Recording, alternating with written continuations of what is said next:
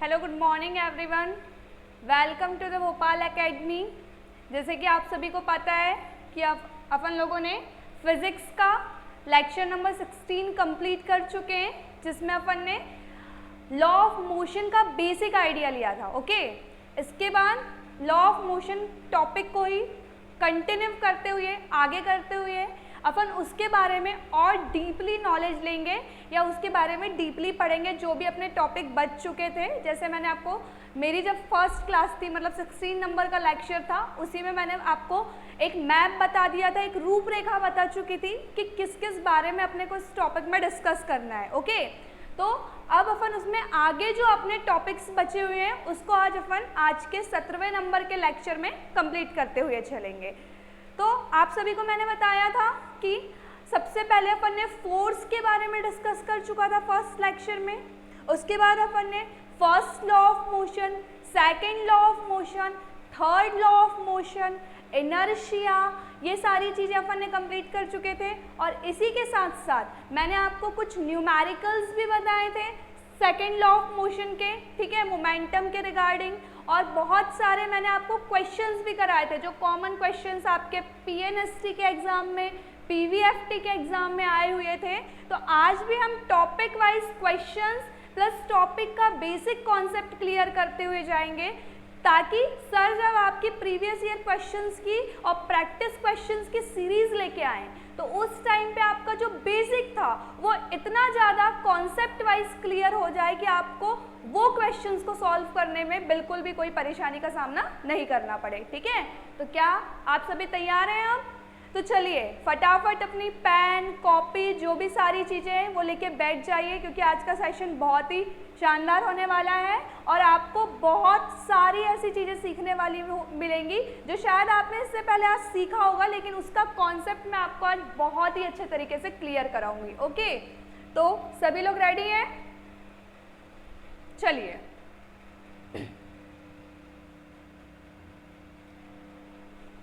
हमने first law of motion, second law of motion and third law of motion, तीनों जो motions के law थे वो बहुत ही डिस्क्राइबली या बहुत ही विस्तार पूर्वक रूप से हमने उसको क्या कर चुका था, समझ चुका था। अब सिग्निफिकेंस आज का फर्स्ट टॉपिक है, या आज मैं जो आपको सबसे पहले पढ़ाने जा रही हूँ वो है significance of law of motion. Okay, एक सेकेंड,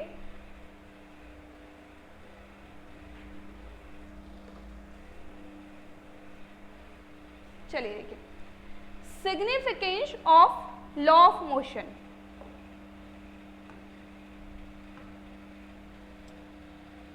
सिग्निफिकेंस, सबसे पहले तो मैं आपको सिग्निफिकेंस का मतलब समझाना चाहती हूँ। सिग्निफिकेंस मतलब क्या होता है कि कैसे हमने माना या उस चीज का अस्तित्व कैसा है। जो न्यूटन्स के लॉ थे उनका जो हमने इतना सारा पूरा विस्तार पूर्वक रूप पूछा, तो उनके उपयोग कैसे हुए, उनका महत्व कैसे आया और वो किस तरीके से हमको एक निश्चित निष्कर्ष पे पहुंचा रहे, ये हम सिग्निफिकेंस में पूरा मतलब आपका जो first law, second law, third law मैंने जितना भी पढ़ाया था, ठीक है, जितना भी मैंने पढ़ाया था उन सब का एक ओवरऑल आपको बोल सकते हैं कि ये क्या है, एक निचोड़ है सिग्निफिकेंस के फॉर्म में। तो अपन ने कल की क्लास में रैप अप कर चुका था, मतलब कल की क्लास में ख़त्म कर चुका था तीनों ऑफ लॉ ऑफ मोशंस। तो उसको एक बार मैं फिर से आपके सामने थोड़ा सा क्विक रिवीजन के फॉर्म में बता देती हूँ, ताकि आज की जो क्लास पढ़े आपको पता है लॉ ऑफ मोशन से रिलेटेड ही अपने आगे के टॉपिक आने वाले हैं, चाहे वो कंजर्वेशन ऑफ मोमेंटम का टॉपिक हो, ठीक है, संवेग का, ताकि चाहे उसके आगे आपका जो क्या फ्रिक्शन आ जाए, घर्षण आ जाए, ये सारी चीज़ें जो आगे आने वाली है उनमें कहीं ना कहीं या तो फर्स्ट लॉ या तो सेकेंड लॉ या तो थर्ड लॉ एप्लीकेबल होने वाला है भाई। ठीक है, इसलिए एक बार फिर से क्विक रिव्यू देख लेते हैं सिग्निफिकेंस के फॉर्म में न्यूटन्स लॉ के। तो आपको फर्स्ट क्या बोल रहा है, first law talks about the natural state of motion of a body motion along a straight line with constant speed. ठीक है, थोड़ा सा इंग्लिश में है, मैं आपको इसको हिंदी में भी एक्सप्लेन कर रही हूँ, तो आप पेन कॉपी लेके बैठिए और जहाँ पे भी आपको ऐसा लग रहा है कि ये पॉइंट मैम हमको समझा रही है, जब हमको समझ में आ रहा है लेकिन हमको यहाँ से लैंग्वेज थोड़ी डिफिकल्ट लग रही है, तो मैं आपको जो ओरली समझा रही हूँ आप उसे भी पॉइंट टू पॉइंट नोट कर सकते हैं, है ना। आपकी कॉपी में आकर कौन देख रहा है, आपकी कॉपी को आपको ही पढ़ना है, तो आपको लैंग्वेज समझ में आना जरूरी है।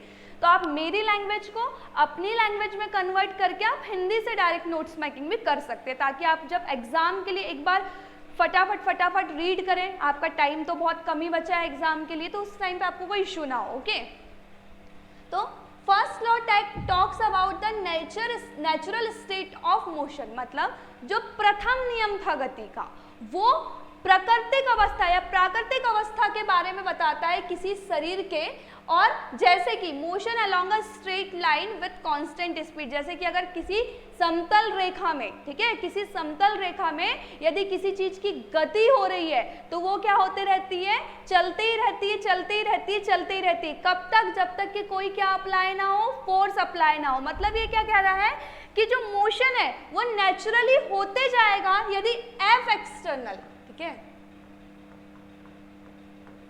या फिर नेट फोर्स बोल सकते हो, क्या है, जीरो है। ठीक है, यदि नेट फोर्स मतलब लगाया गया फोर्स जीरो है, तो यदि कोई पोजीशन रेस्ट में थी, मतलब उसकी नेचुरल पोजीशन क्या थी, रेस्ट की थी, तो वो रेस्ट में ही रहेगा, या फिर उसकी नेचुरल पोजीशन पहले से क्या थी, मोशन में थी, तो वो क्या रहेगा, मोशन में ही रहेगा। ये आपका फर्स्ट लॉ ने आपको ओवरऑल कंक्लूजन दिया था, ठीक है, या ओवरऑल आपको निष्कर्ष दिया था कि ये क्या बोलना चाह रहा है। सिर्फ इतनी बड़ी ये जो लाइन लिखी हुई है ना बेटा, इसका कोई मतलब नहीं हुई, इतनी बड़ी लाइन का सिर्फ एक छोटा सा मतलब ये है कि नेट फोर्स क्या है, अगर जीरो है तो कोई भी ऑब्जेक्ट अपनी नेचुरल स्टेट को, ठीक है, नेचुरल स्टेट मतलब क्या, नेचुरल स्टेट मतलब जिस अवस्था में वो पहले से है, ठीक है, बिना फोर्स अप्लाई किए जिस अवस्था में वो पहले से है उसी अवस्था में बना रहेगा, बस। चलिए, तो फर्स्ट सबको क्लियर है, नोट डाउन कर लीजिए फर्स्ट वाला थोड़ा सा आप। एक बार मैं फिर से रिपीट कर दे रही हूं आप लोगों को कि यदि नेट फोर्स, ठीक है, यदि नेट फोर्स जीरो है या नेट फोर्स शून्य के बराबर है, उसमें शून्य के बराबर है मतलब ये जीरो गोला वाला शून्य रख नहीं दिया है, जीरो के बराबर है, शून्य के बराबर है, मतलब कुछ भी फोर्स अप्लाई नहीं कर रहे हैं, वो जैसा था उसको जैसे का वैसा रख दे रहे हैं। इस रेस्ट में था, विराम अवस्था में था तो विराम अवस्था में ही रख दे रहे हैं, उसको छेड़छाड़ नहीं कर रहे हैं। मोशन में था तो मोशन में ही रख दे रहे हैं, उसको बिल्कुल नहीं छेड़ रहे हैं। तो मतलब वही बोल रहा है कि जैसा था वैसा ही रहेगा, यदि क्या होगा उसमें नेट फोर्स जो है, ठीक है, net force F net force जो है वो कैसा है, जीरो है। आ गई बात सबको समझ में, सभी लोगों ने नोट डाउन कर लिया। चलिए सेकंड पॉइंट पे आते हैं ना। The second law said that it a body is not following its natural state of motion, then there has to be a net unbalanced external force। देखो बेटा, मैं बार बार सिर्फ एक वर्ड का यूज कर रही हूँ और ये भी तुम अपने दिमाग में बिठा लो ताकि न्यूमेरिकल्स के टाइम तुमको कंफ्यूजन ना हो। मैं हर बार जब भी फोर्स की बात कर रही हूँ, जो भी बाहर से लग रहा है, तो उसमें मैं एक्सटर्नल मतलब बाहरी बल की बात कर रही हूँ, इंटरनल फोर्स की बात नहीं कर रही हूँ, ठीक है। किस चीज के बारे में बात कर रही हूँ मैं, एक्सटर्नल फोर्स के बारे में बात कर रही हूँ। तो सेकेंड लॉ थोड़ा सा फर्स्ट लॉ का अपोजिट ही बोल सकते हैं। कैसा अपोजिट हो जाता है, मतलब ये बोल रहा है कि यदि नेट फोर्स जीरो था, फर्स्ट लॉ बोल रहा है कि यदि नेट फोर्स जीरो था तो उस कंडीशन में आपकी बॉडी नेचुरल स्टेट को मेंटेन करेगी, ठीक है, करेगी, आपको भी पता है करेगी, है ना। लेकिन सेकंड लॉ क्या बोल रहा है, सेकंड लॉ बोलता है कि जो बॉडी है, ठीक है, एक सेकंड में थोड़ा पेन का कलर चेंज करके आपको बताती हूँ, व्हाइट कलर ले लेती हूँ थोड़ी देर। ये बॉडी है, ठीक है, जो भी बॉडी है वो बॉडी जो है वो अपनी ओरिजिनल पोजीशन को, अपनी जो ओरिजिनल पोजीशन है उसको क्या करेगी, नेचुरल स्टेट को, नेचुरल स्टेट ऑफ मोशन को अपोज करेगी, मतलब नहीं रहेगी नेचुरल स्टेट ऑफ मोशन में। किस कंडीशन में? If there has be to an net unbalanced force, यदि बाहर से अपन कोई भी अनबैलेंस फोर्स अप्लाई करेंगे तो सेकेंड लॉ ऑफ मोशन बोलता है कि बॉडी अपनी नेचुरल पोजीशन को मेंटेन नहीं करेगी। मतलब यदि कोई चीज विराम अवस्था में थी, मैंने बाहर से एक धक्का मारा, तो मेरे द्वारा मारा गया धक्का क्या है? अनबैलेंस्ड एक्सटर्नल फोर्स है। क्या है? अनबैलेंस्ड एक्सटर्नल फोर्स है, बाहरी बल है। तो मैंने यदि उसको बाहर से धक्का मारा, बाहरी बल लगाया, मतलब वो पहले रेस्ट मोशन में थी, अब वो किस चीज में आ गई? रेस्ट में आ गई। या फिर रेस्ट में थी तो किस चीज में चले गई? मोशन में आ गई। मतलब उसकी जो नेचुरल पोजीशन थी वो चेंज हुई या नहीं हुई? लेकिन कब हुई? जब नेट अनबैलेंस एक्सटर्नल फोर्स लगा। कैसा फोर्स लगा? नेट अनबैलेंस एक्सटर्नल फोर्स लगा। ठीक है, चलो थर्ड नंबर आ गया। फर्स्ट और सेकंड सबको समझ में। अब थर्ड नंबर का देख लेते हैं सिग्निफिकेंस ना, third and the last law of motion. The third law of motion, एक सेकेंड देखिए भैया, The third law of motion talks about the natural नहीं है ना, nature of force, मतलब बल की प्रकृति के बारे में बताएगा कि भाई इसके पास क्या क्या गुण है। जैसे अपन बोलते हैं ना एक नॉर्मल लैंग्वेज में कि इसका नेचर बहुत रूड है, इसका नेचर बहुत सॉफ्ट है, ये बहुत मेलोडियस नेचर की है, या जो भी है ना, कि अच्छा है बुरा है। अपन उसकी जब नेचर की बात करते हैं तो अपन क्या क्या देखते हैं भाई? उसका रहन सहन कैसा है, उसका बोलने का तरीका कैसा है, वो किस बात पे एंगर आता है, उसे किस बात पे नहीं आता, मतलब उसकी पूरी जितनी भी चीजें होती हैं उसका कॉन्क्लूड करते हैं और फिर उसके लिए एक पर्टिकुलर वर्ड नेचर का यूज करते हैं। तो यहाँ पे भी अगर फोर्स के नेचर की बात कर रहा है, मतलब थर्ड लॉ पूरा अपने को डिस्क्राइब करा रहा है। कल जो मैंने आपको, अगर मैं फिर से लेकर चलूँ आपको तो मैं लेके जा सकती हूँ प्रीवियस वाली स्लाइड में। चलिए देखते हैं, चलते हैं अपन थोड़ा सा,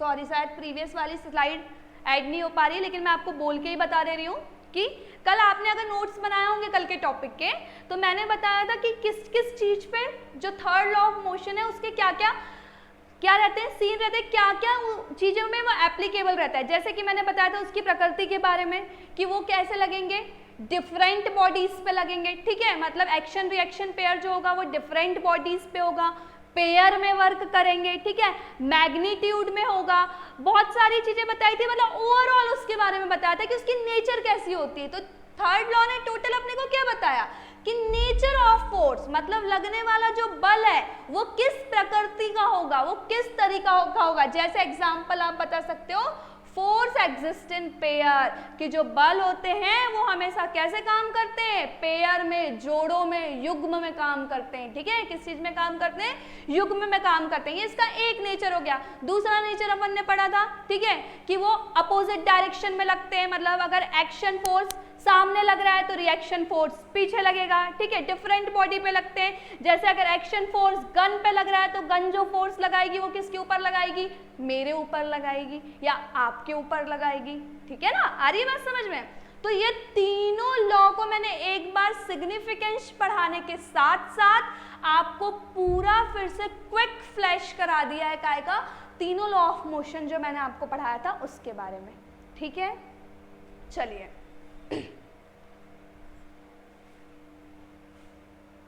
आगे चलते हैं अपन। अब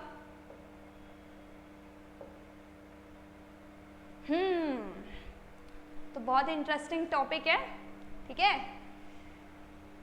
यहां से आपकी न्यूटन्स के लॉ ऑफ मोशन की, तीनों लॉ ऑफ मोशन की थोड़ी कहानी खत्म हो गई। लेकिन अब एक बहुत इंपॉर्टेंट टॉपिक है जिससे न्यूमेरिकल्स पूछे जाते हैं स्पेशली। ठीक है, और बहुत ही इजी हो जाएंगे आपके लिए न्यूमेरिकल्स सॉल्व करना, भी मैं आपको करके भी दिखाऊंगी। लेकिन कब बाबा? तब जब आपको ये समझ में आए। ठीक है, क्या समझ में आए? ये कंजर्वेशन ऑफ मोमेंटम। ठीक है, कंजर्वेशन ऑफ मोमेंटम। अब मोमेंटम के कंजर्वेशन से क्या मतलब? ठीक है, मोमेंटम के कंजर्वेशन से क्या मतलब कि कैसे, किन परिस्थितियों में, ठीक है, जो मोमेंटम है मतलब संवेग है वो संरक्षित रह सकता है। संरक्षित रह सकता है मतलब जिस पे दूसरी चीजों का असर ना पड़े। कुल मिला के अपन ये पढ़ने वाले हैं, जो अपना टॉपिक है कंजर्वेशन ऑफ मोमेंटम, इस टॉपिक में अपन ये पढ़ने वाले हैं कि कैसे किन किन कंडीशंस में जो मोमेंटम है, ठीक है, किन किन कंडीशन में जो मोमेंटम्स हैं वो क्या रहेगा, वो आपका रहेगा कंजर्व, संरक्षित रहेगा, उसमें बदलाव नहीं आएंगे। आगे ही बात समझ में कि कंजर्वेशन ऑफ मोमेंटम अपन पढ़ने क्या वाले हैं। चलो आगे देखो क्या पढ़ रहे हैं अपन।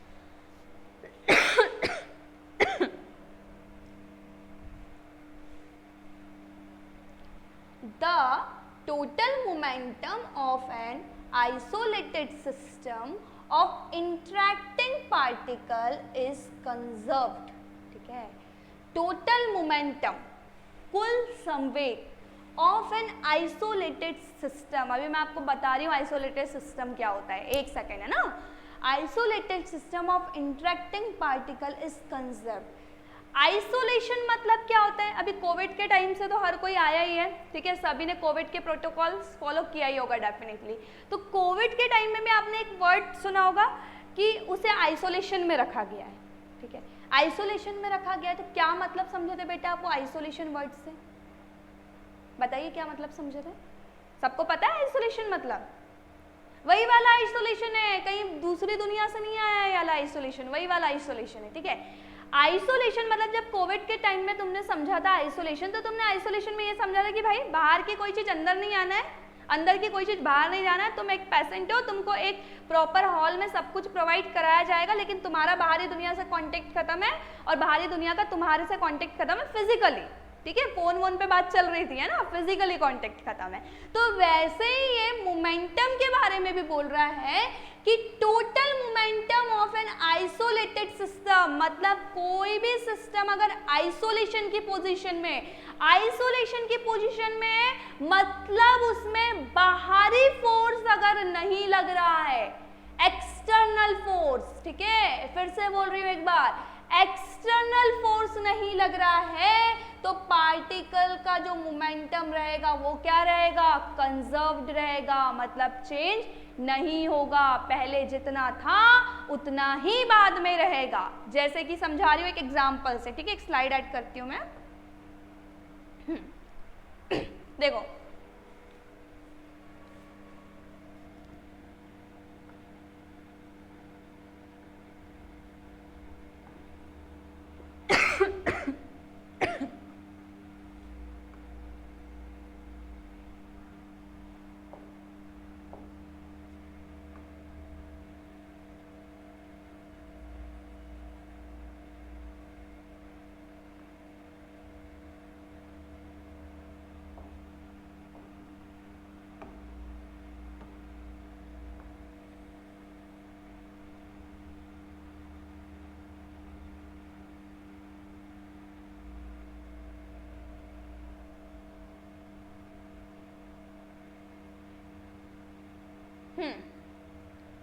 ये एक बॉक्स है, ठीक है, इसका मास मैं मान लेती हूँ m1, ठीक है, और ये एक वेलोसिटी से चल रहा है, उस वेलोसिटी को मैं मान लेती हूँ क्या, u1, ठीक है, u1 v1 जो भी है u1। ध्यान से समझना ये कॉन्सेप्ट पे, तुमको अगर इस डायग्राम को तुमने याद रख लिया, समझ रहे हो, अगर इस डायग्राम को तुमने याद रख लिया तो तुम कंजर्वेशन ऑफ मोमेंटम कभी भूलोगे नहीं, ये मैं गारंटी से बोल सकती हूँ, इसलिए इसको बहुत फोकसली समझना। ओके, ये तुम्हारा m2 है, इसकी वेलोसिटी कितनी आ गई, u2 आ गई, ठीक है, एक तरीके का डेरिवेशन ही है जो सॉल्व करा रही हूँ वो समझ लो। अगर से इसकी जो वेलोसिटी है बेटा, ये जो वेलोसिटी से चल रहा है, अगर इसकी वेलोसिटी है ज्यादा, आ रही बात समझ में, इसकी वेलोसिटी है बाबा ज्यादा, है ना, और ये जो चल रहा है u2, इसकी वेलोसिटी कैसी है बेटा, कम।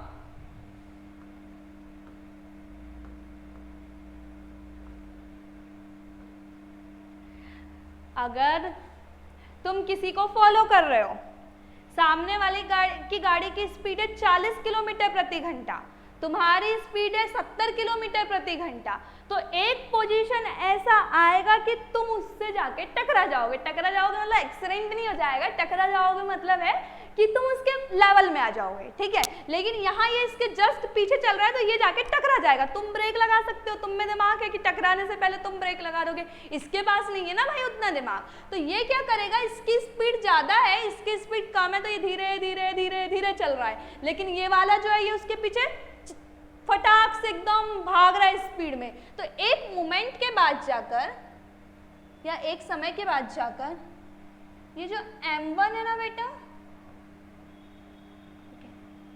ये m2 से जाके क्या हो जाएगा, टकरा जाएगा। ये जो m1 था ये m2 से जाके क्या हो जाएगा, टकरा जाएगा।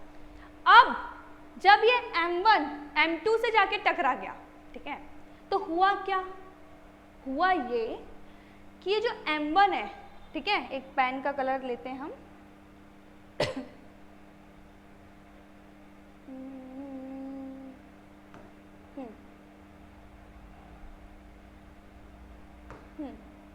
ये जो m1 है इसने एक फोर्स लगाया, ठीक है, ये मेरा m1 है, ये m1 है, ये m2 है, ये चले जा रहा है चले जा रहा है, धीरे धीरे ये तेज जा रहा है, इससे टकरा गया। तो टकराने के बाद ये वाला जो m1 है ये m2 पे एक फोर्स लगाएगा या नहीं लगाएगा, लगाएगा ना। तो वही वाला फोर्स ये m1 ने m2 पे लगाया, ठीक है। इस फोर्स को मैं एक नाम दे देती हूँ F12, मतलब F1 मतलब पहले बॉक्स के द्वारा दूसरे बॉक्स पे लगाया गया बल। उसके बाद जब इसने इसके ऊपर फोर्स लगाया तो ये भी इसके ऊपर एक फोर्स लगाएगा, इसका नाम दे देती हूँ मैं F21,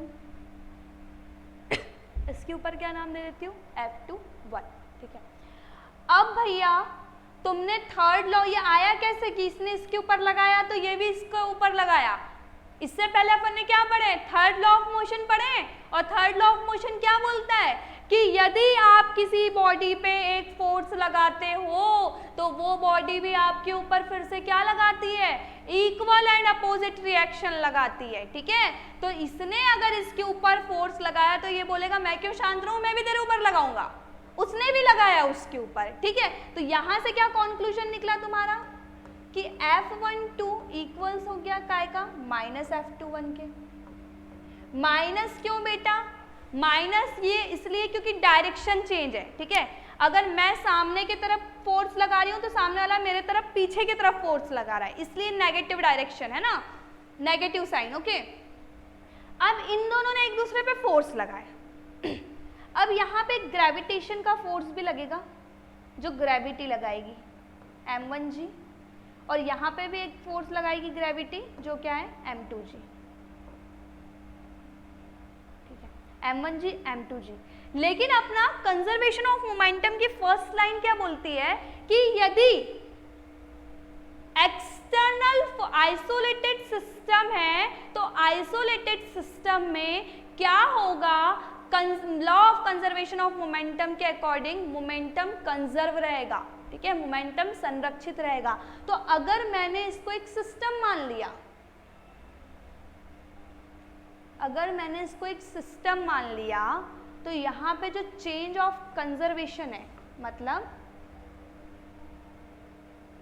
momentum rate of change of conservation dp/dt, ठीक है, dp/dt यही होता है rate of conservation of momentum. ये dp/dt जब आइसोलेटेड सिस्टम है तो आइसोलेटेड सिस्टम में आपको पता है कि जो नेट फोर्स है वो जीरो हो जाता है, क्योंकि कोई भी एक्सटर्नल फोर्स आइसोलेटेड सिस्टम में वर्क नहीं कर पाता, क्योंकि आइसोलेटेड में ना भाई, वो सिस्टम आइसोलेटेड में, वो बंद है, अपने आप में खुश है, वो उसको बाहर का फोर्स अफेक्ट नहीं कर सकता। तो मतलब ये जो फोर्स है नेट फोर्स, ये कितना हो जाएगा बाबा, जीरो हो जाएगा ना, ठीक है।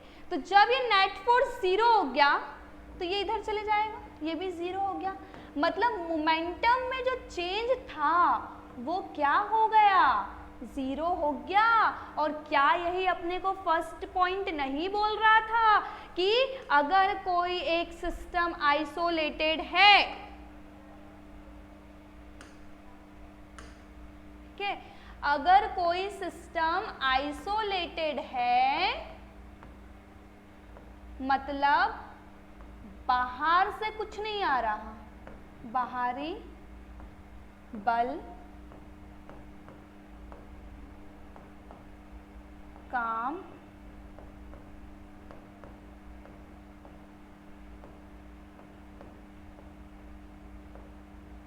नहीं कर रहे, बाहरी बल काम नहीं कर रहे हैं, ठीक है, तो मोमेंटम क्या होगा, जीरो, मतलब कंजर्व रहेगा, कांस्टेंट रहेगा, जैसा पहले था वैसा ही बाद में रहेगा, क्योंकि मोमेंटम में कोई चेंज हो रहा है क्या, नहीं हो रहा है, डीपी क्या है, जीरो है, कांस्टेंट है, ठीक है। थोड़ा सा बहुत मैशी टाइप का हो गया है, लेकिन आप समझ सकते हैं इसको। नेक्स्ट स्लाइड में मैं जब पूरा डेरिवेशन के फॉर्म में कराऊंगी तो बहुत अच्छे तरीके से एक बार फिर से करवा दूंगी, अभी एक्सप्लेन करने के लिए किया था, ठीक है। तो आइसोलेटेड सिस्टम में क्या हो जाता है, जीरो हो जाता है। तो यही बात अपना क्या बोल रहा था, ये पॉइंट कि the total momentum of an isolated system of interacting particle is conserve. मतलब किसी भी सिस्टम में अगर कोई सिस्टम आइसोलेशन में है, मतलब उससे कोई बाहरी फोर्स काम नहीं कर रहे हैं, तो जो इंटरेक्टिंग पार्टिकल का जो मोमेंटम है वो कैसा रहेगा, कंजर्व रहेगा, संरक्षित रहेगा। अब मेरे को बताओ, ये जो डायग्राम है, ये पूरा इतना सारा जो लिखा हुआ है, इसमें किसी के मन में कोई ना कोई एक डाउट तो आ रहा होगा, अगर जिसने डीपली इस चीज को समझने की कोशिश किया है, एक डाउट आ रहा होगा। बताओ जरा वो डाउट क्या आ रहा है, waiting for your comment.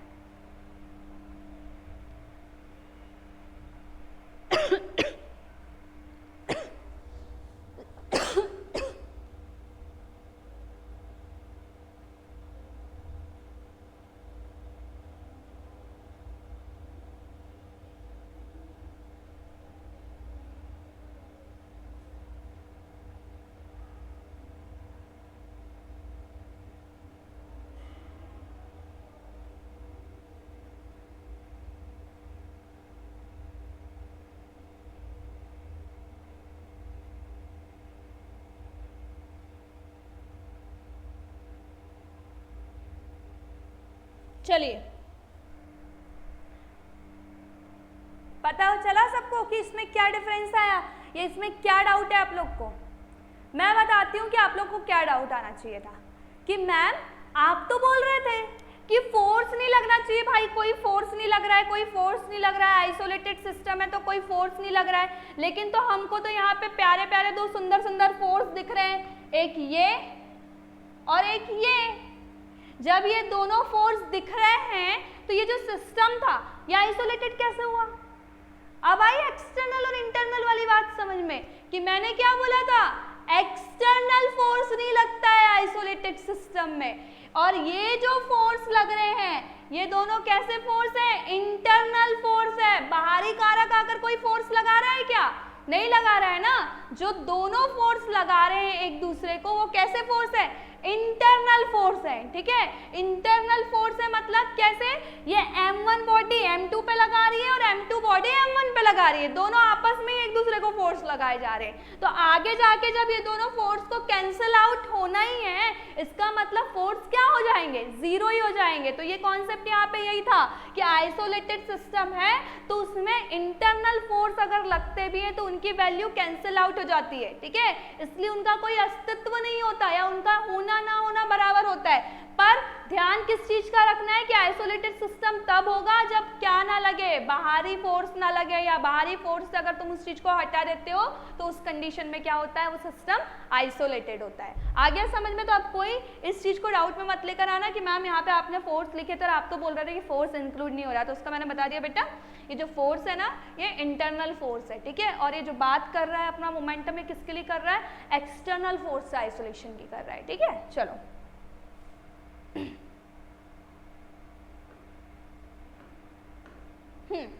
Second point क्या बोलता है, if there is net external force acting on the system the total momentum remains conserved, ठीक है। यहाँ पे एक्सटर्नल गलत हो गया है जरा, ये थोड़ा इंटरनल था, है ना। यदि, यही बात जो मैंने आपको बताई कि यदि नेट इंटरनल फोर्स लग रहा है तो मोमेंटम में कोई चेंजेस नहीं आएंगे, ठीक है। Third point, in isolated system the initial momentum of system is equals to final momentum of system. मतलब अगर कोई भी एक सिस्टम है उसमें क्या हो रहा है, आइसोलेशन है, ठीक है, आइसोलेशन है मतलब बाहरी फोर्स काम नहीं कर रहे हैं, तो उस सिचुएशन में आपका जो इनिशियल मोमेंटम है, ठीक है, मतलब पी आई वो किसके बराबर होगा, पी एफ के बराबर। ये इक्वेशन को थोड़ा अच्छे से नोट करके रख लो, ठीक है। इनिशियल मोमेंटम है वो किसके बराबर होगा, फाइनल मोमेंटम के बराबर होगा according to law of conservation of momentum. संवेग के संरक्षण के नियम के आधार पर यदि कोई आइसोलेटेड सिस्टम में है तो उसका जो इनिशियल मोमेंटम है, आरंभिक संवेग, ठीक है, इनिशियल मतलब आरंभिक, जब बॉडी रेस्ट की पोजीशन में थी, स्टार्टिंग में थी, उस टाइम पे जो इनिशियल मोमेंटम है सिस्टम का वो किसके बराबर होगा, फाइनल मोमेंटम के इक्वल में होगा। सबको आई इतनी बात समझ में? फटाफट तीनों पॉइंट नोट कर लीजिए।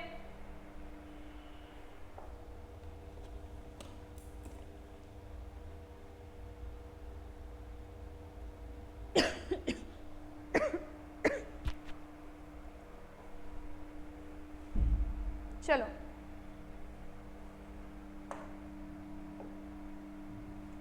आगे चलते हैं। डेरिवेशन, अब अपन थोड़ा डेरिवेशन करते हैं इसी का। लगभग तो वैसे मैंने आपको डेरिवेशन समझा चुका है, बट फिर भी ताकि आप इसको प्रॉपर तरीके से लिख सकें।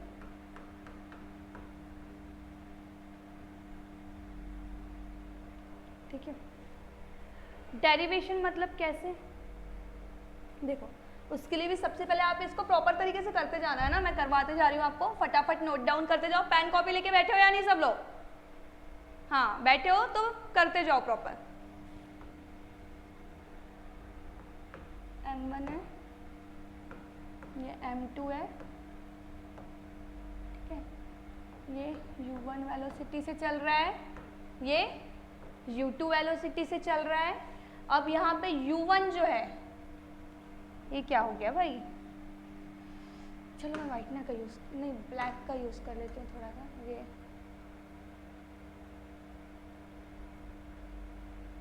ब्लैक इंक जो है वो यहाँ पे आपके लिए इरेजर का काम करती हुई, चलो तो ये जो U1 है वो ग्रेटर है किससे, U2 से। तो जब U1 ग्रेटर है U2 से, मतलब ये जो दोनों बॉक्स हैं ये आगे जाके क्या हो जाएंगे, मिक्सअप हो जाएंगे। जब ये बॉक्स आगे जाके मैचअप हो गए, मतलब ये हो गया M1, ये हो गया M2, ठीक है, इसके द्वारा इसमें जो फोर्स लगेगा ये F12, इधर जो लगेगा ये F21, ठीक है, ये क्या हो गया, F21 हो गया। अब ये जो सिस्टम है ये किस चीज में है बेटा, आइसोलेशन में, ठीक है, आइसोलेटेड सिस्टम है।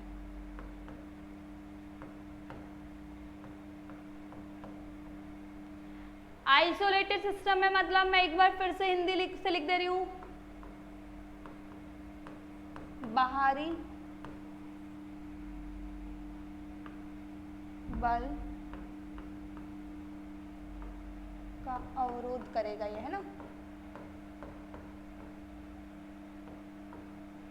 चलो इसके बाद आपको पता है कि जो जब ये सिचुएशन है, मतलब बाहरी फोर्स बिल्कुल भी नहीं है, तो जो टोटल एक्सटर्नल नेट फोर्स है तो ठीक है वो क्या हो जाएगा, ज़ीरो हो जाएगा।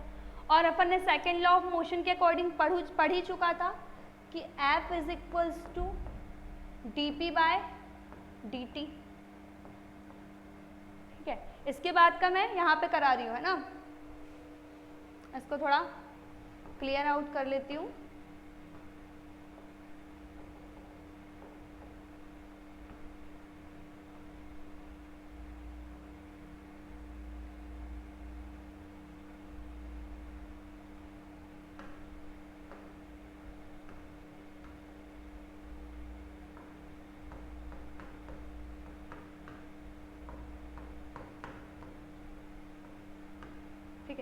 इसके बाद का यहाँ कर रहे हैं अपन बेटा, है ना। ये F is equals to D P by D T होता है। आपको पता है कि F जो नेक्स्ट एक्सटर्नल फोर्स है आइसोलेटेड सिस्टम में वो क्या है, 0 है।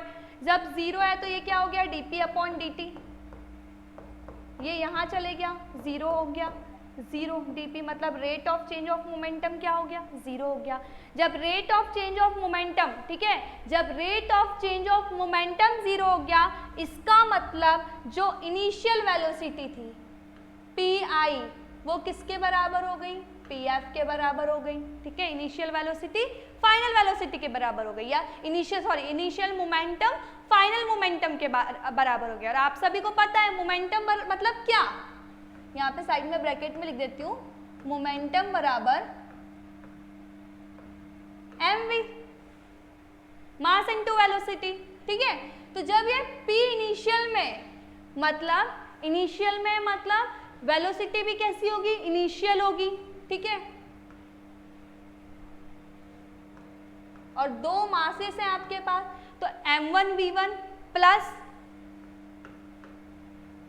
m2v2 बराबर में m1u1 प्लस m2u2, ठीक है। अब यहाँ पे v1 मतलब फाइनल वेलोसिटी, u1 मतलब इनिशियल वेलोसिटी। अगर दो बॉडी है तो ये m1 ये m, ठीक है, m1, और इसकी जो फाइनल वेलोसिटी है वो क्या, v1, ठीक है।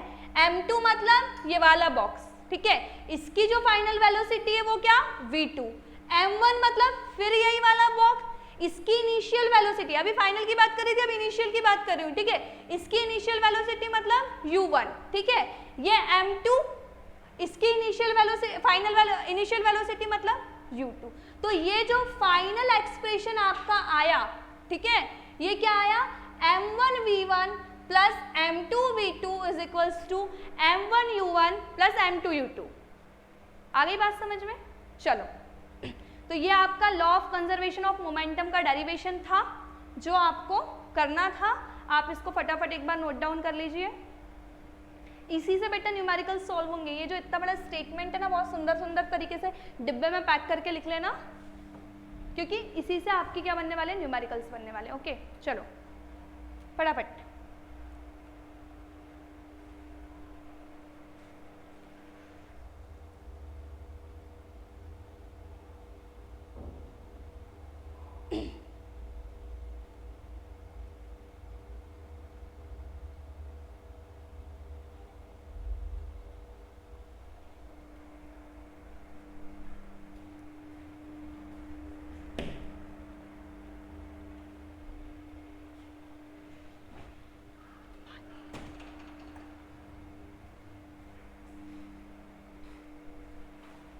एक सेकेंड,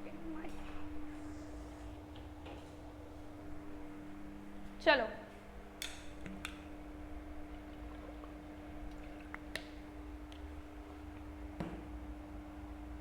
हो गया सभी का, राइट डाउन करके आगे बढ़ते हैं हम अपनी क्लास को।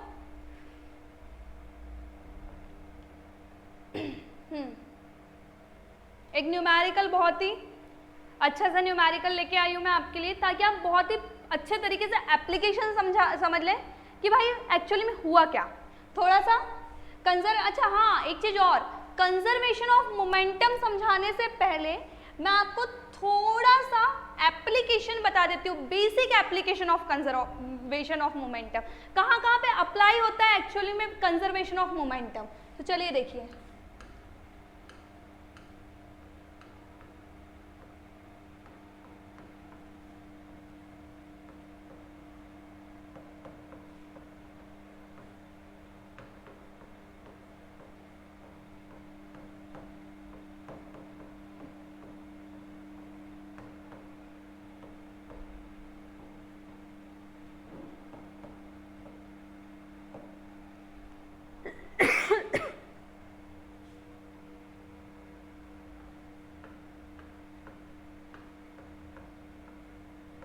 हिंदी में भी लिख दे रही हूँ, हिंदी मीडियम में जो भी है उन लोग के लिए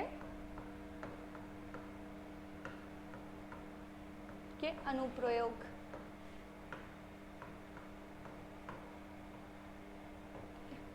तो देखो, गन पढ़े, गन देखा है आपने?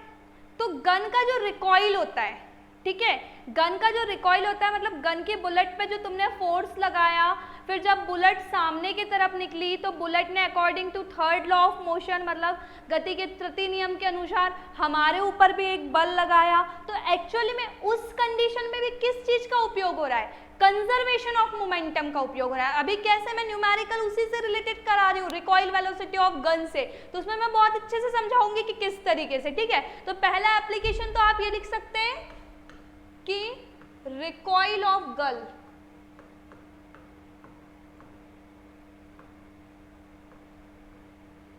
ठीक है। सेकेंड एप्लीकेशन 11th-12th क्लास आप लोगों ने सभी लोगों ने पास आउट कर चुका है। एक बहुत ही इंटरेस्टिंग सा टॉपिक था जो बहुत ज़्यादा एग्जाम्स में पूछा भी जाता था और जिसको हम बहुत रट्टा मार के पढ़ते थे। वो कौन सा है बताओ, गैस कर सकते हो कौन सा है? बताना जरा कमेंट करके, ऐसा मोमेंटम के ऊपर कौन सा टॉपिक है जो एग्जाम में बार बार पूछा जाता था? रॉकेट प्रपल्सन, ठीक है, सभी को याद आ गया होगा रॉकेट प्रपल्सन। तो ये जो रॉकेट प्रपल्सन टॉपिक है, ठीक है, रॉकेटों का सुर से ऊपर जाना, ये भी किसके ऊपर बेस है बेटा? कुछ नहीं बल्कि किसके ऊपर? कंजर्वेशन ऑफ मोमेंटम के ऊपर। तो बहुत बड़ा एप्लीकेशन है कंजर्व ऑफ मोमेंटम का, किस चीज में? रॉकेट प्रपल्सन में।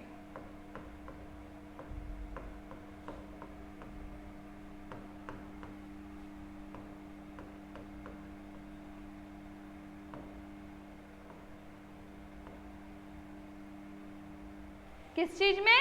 रॉकेट प्रपल्सन में, ठीक है। तो ये अब रॉकेट प्रपल्शन का भी मैं थोड़ा सा एक फटाफट बता देती हूँ कि होता क्या है। एक्चुअली में रॉकेट जो रहता है जब उसको लॉन्च करना होता है तो पहले तो रेस्ट पोजीशन में रहता है, ठीक है। रेस्ट पोजीशन में था मतलब उसकी इनिशियल वेलोसिटी क्या थी? 0 थी। सिस्टम में आइसोलेशन रहता है पहले, उसके बाद उसके द्वारा जैसे ही फोर्स लगाया जाता है तो मोमेंटम क्या होता है? चेंज होता है। और मोमेंटम के चेंज होने के कारण ही वो कहाँ चलता है? ऊपर की तरफ चलता है। और जितने ऊपर की तरफ वो चलता है उससे पीछे से गैस भी किधर साइड पे आते जाती है? अपने साइड पे जाती है। उस सिचुएशन में भी क्या है, यहाँ पे भी कंजर्वेशन ऑफ मोमेंटम का ही यूज हो रहा है। उसका उतना डिटेल में जाने की जरूरत नहीं है, तुमको एप्लीकेशंस पता है और ये क्वेश्चन पता होना चाहिए कि रॉकेट प्रपल्सन किस प्रिंसिपल पे काम करता है। तो किस प्रिंसिपल पे काम करता है? कंजर्वेशन ऑफ मोमेंटम के अकॉर्डिंग काम करता है। क्योंकि अभी मैं समझाने बैठूंगी तो पूरा 1 घंटा खींच सकते हैं अपन रॉकेट प्रपल्सन के ऊपर। बस इतना याद कर लो कि जब रॉकेट स्टेशनरी पोजीशन पे था, रुका हुआ था, वहाँ पे इनिशियल वेलोसिटी 0 थी, मतलब इनिशियल मोमेंटम क्या था? 0 था। लेकिन जैसे उसमें फोर्स अप्लाई किया गया, इनिशियल मोमेंटम क्या हुआ? कंजर्व हुआ। कंजर्व होने के कारण ही उसमें एक्सटर्नल फोर्स के कारण क्या हुआ? वो ऊपर की तरफ लॉन्च हुआ, ठीक है। चलो आगे देखते हैं न्यूमेरिकल्स की तरफ। हाँ चलो, तो मैंने आपको एप्लीकेशन भी समझा दिया कंजर्वेशन ऑफ मोमेंटम के। अब आते हैं न्यूमेरिकल की तरफ। A bullet of mass 50 gram is fired from a gun with initial velocity of 35 meter per second. If mass of the gun is 4 kilogram, then calculate the recoil velocity of the gun. ठीक है, इसका मतलब क्या बोल रहा है? एक bullet है, एक गोली है, गोली। सबसे पहले मैं उसके लिए गन बना लेती हूँ, जो मुझे बनाते आती नहीं है, मेरा डायग्राम बहुत ही बेकार है भाई। एक गन नहीं, पाइप लग रहा है, क्या लग रहा है पता नहीं, ठीक है। इसको आप एक गन के जैसे कंसीडर कर लीजिए थोड़ी सी देर के लिए, है ना।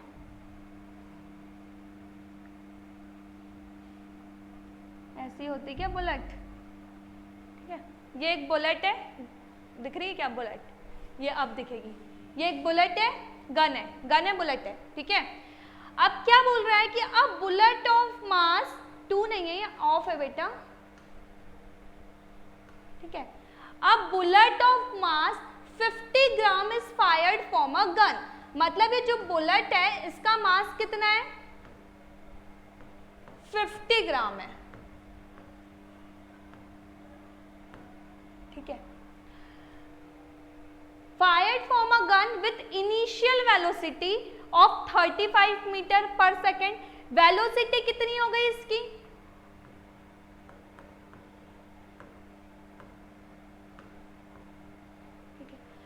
If mass of the gun is 4 kilogram, gun का मास कितना हो गया?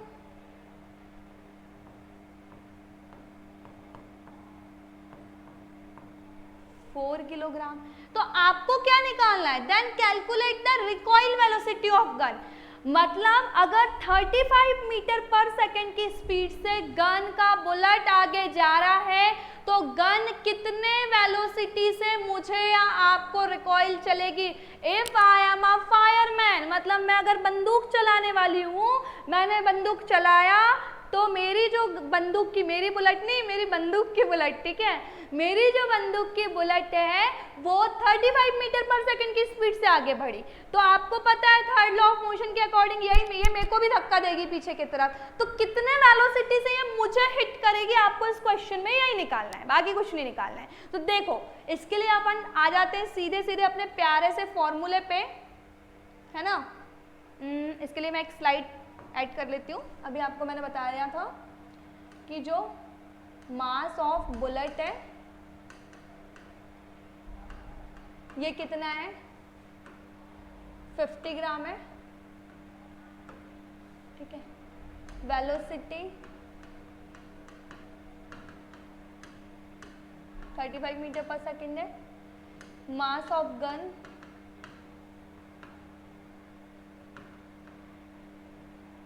4 kg था ना, सॉरी 4 kg है। आपको निकालना क्या है? क्या निकालना है? रिकॉइल वेलोसिटी ऑफ गन निकालना है, मतलब कितने फोर्स से वो मुझे पीछे करेगी, कितने वेलोसिटी से। तो रिकॉइल वेलोसिटी ऑफ गन आपको निकालना है, ठीक है। तो कंजर्वेशन ऑफ मोमेंटम की बात कर रहे हैं यहाँ पे, तो फटाक से कंजर्वेशन ऑफ मोमेंटम का फॉर्मूला उठा के लगाओ, लाओ बताओ क्या था, बताओ। यही था, plus m2v2 is equals to m1u1 plus m2u2। तो देखो ये जो बुलेट थी, ये जो गन थी, सॉरी, यहां से ये बुलेट निकली, तो बुलेट जब मूविंग पोजीशन में है, ठीक है, उस टाइम पे उसकी वेलोसिटी कितनी है? 35 मीटर पर सेकेंड है। लेकिन जिस टाइम पे बुलेट इस बंदूक के अंदर भी रही होगी कभी ना कभी, तो जब ये बंदूक के अंदर थी, जब बुलेट कैसी पोजीशन पे थी? रेस्ट पोजीशन पे थी। और जब रेस्ट पोजीशन पे कोई चीज होती है तो उसकी इनिशियल वेलोसिटी क्या होती है बेटा? उसकी इनिशियल वेलोसिटी होती है 0, ठीक है। उसकी इनिशियल वेलोसिटी क्या होती है? 0 होती है। मतलब अभी जब ये रेस्ट की पोजीशन पे थी तो उसकी u की वैल्यू क्या थी? 0 थी। जब इनिशियल वेलोसिटी की वैल्यू 0 थी, मतलब ये पूरा का पूरा जो टर्म है मल्टीप्लाई करने पे क्या बन जाएगा? 0 बन जाएगा, ठीक है। क्या बन जाएगा? 0 बन जाएगा। अब ये 0 बन गया, अपने को चाहिए इसकी बात, अब अपने को करना है इसकी बात। तो आपको पता है मास ऑफ गन या मास ऑफ बुलेट कितना था? 50 ग्राम था। अब देखो यहाँ पे एक और चीज गड़बड़ मत कर देना, ये छोटी छोटी चीजें होती है, कभी कभी इन्हीं चीज के गड़बड़ होने से पूरा आंसर ही गड़बड़ हो जाता है। ये दिया है किलोग्राम में और ये दिया है ग्राम में, तो आपको ग्राम को काय में कन्वर्ट करना पड़ेगा? किलोग्राम में, या किलोग्राम को ग्राम में। तो अपन एक काम करते हैं, 50 ग्राम को किलोग्राम में कन्वर्ट कर लेते हैं। तो 50 ग्राम को किलोग्राम में कन्वर्ट करना है तो सभी को ये बताने की जरूरत तो होगी नहीं, सबको पता है कि 1 किलो में 1000 ग्राम होते हैं, ठीक है। और हमको अगर बड़ी यूनिट को छोटी यूनिट में बदलना होता है, बड़ी यूनिट को छोटी यूनिट में बदलना होता है तो हम मल्टीप्लिकेशन करते हैं, ठीक है, गुणा करते हैं। मैथ्स में सभी लोगों ने प्रॉपर प्रिंसिपल पढ़ा होगा कि अगर हमें बड़ी यूनिट्स को छोटी यूनिट्स में करना रहता है तो हम मल्टीप्लिकेशन करते हैं। जैसे 1 किलो को हमको ग्राम में कन्वर्ट करना है, लेकिन हमको अगर छोटी यूनिट, सॉरी मैं उल्टा बोल रही हूँ, बड़ी यूनिट्स को अगर छोटी यूनिट्स में कन्वर्ट करना है तो उसको डिवीजन करना पड़ेगा, इसको करना है तो मल्टीप्लिकेशन करना पड़ेगा। इसका मतलब ये जो 50 ग्राम है, अगर मुझे इसको किलोग्राम बनाना है, छोटी यूनिट को बड़ी यूनिट में कन्वर्ट करना है, ठीक है, तो मुझे इसका क्या करना पड़ेगा? इसमें ग्राम को कन्वर्ट करने के लिए मैं क्या कर सकती हूँ? 50 ग्राम में 10 raised to the power -3। अब -3 कैसा? इसको 1 में सीधे ये लिखती 1000, ठीक है। तो 1000 को 1/1000 लिखती, तो 1/1000 को मैं 10 raised to the power क्या लिख सकती हूँ? -3 लिख सकती हूँ। क्योंकि मुझे 50 ग्राम को काय में कन्वर्ट करना है, किलोग्राम में कन्वर्ट करना है, ठीक है। 50 ग्राम को किलोग्राम में कन्वर्ट करना है तो ये 50 ग्राम इंटू 10⁻³ हो गया। जब 50 ग्राम को हमने 10⁻³ में कैलकुलेट करके हमने इसको क्या कर लिया, पूरा का पूरा ग्राम वाली टर्म को किलोग्राम में कन्वर्ट कर लिया। ये हो गया m1 की वैल्यू, मल्टीप्लाई क्या है आपका v1, क्या था ये velocity 35 metre per second, plus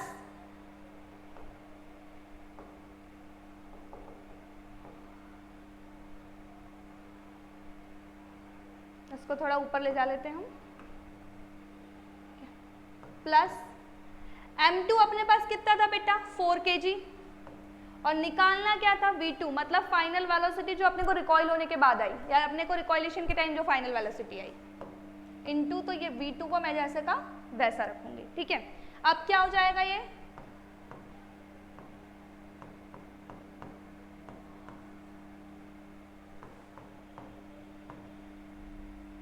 5 equals to में 0 था, तो ये वाला पूरा 4v2 जो टर्म है ये 0 के इधर ट्रांसफर करूंगी तो ये क्या हो जाएगा -4v2 हो जाएगा, ठीक है। अब ये इसके साथ मल्टीप्लिकेशन में था तो ये 4 इधर आके काय में हो जाएगा, डिवाइड में हो जाएगा इसकी नेक्स्ट स्टेप में, तो 52 into 10⁻³ multiply 35 equals to v2 और ये -4 इधर आ जाएगा, ठीक है। इसके बाद अब आप क्या कर लीजिए, इसको सिंपली कैलकुलेट कर सकते हो, और इसको अगर आप कैलकुलेट करोगे तो आपकी काय की वैल्यू हो जाएगी v2 की, जो अपने को क्वेश्चन में पूछा था कि किस वेलोसिटी से गन आपको क्या करेगी, रिकॉइल करेगी। आ गई बात सबको समझ में? इसका मुझे आंसर कमेंट बॉक्स में चाहिए, ठीक है। इसका कैलकुलेट करके मुझे आंसर कमेंट बॉक्स में चाहिए। आप आंसर में चाहें, ये देखो आंसर आपके ऑप्शन पर डिपेंड करता है क्वेश्चन एग्जाम में अगर आए तो। अगर उसने 10⁻³ को एक्सपेंड नहीं किया है, क्वेश्चन में एज इट इज लिखा है, तो आप भी 10⁻³ को क्वेश्चन में एज इट इज लिखा रह सकते हैं सॉल्यूशन के टाइम पे। इसको छोड़ दो, बाकी पूरे बचे हुए को सॉल्व कर लो। लेकिन अगर इसको भी उसने एक्सपेंड किया है तो फिर आपको इसको तोड़ना पड़ेगा।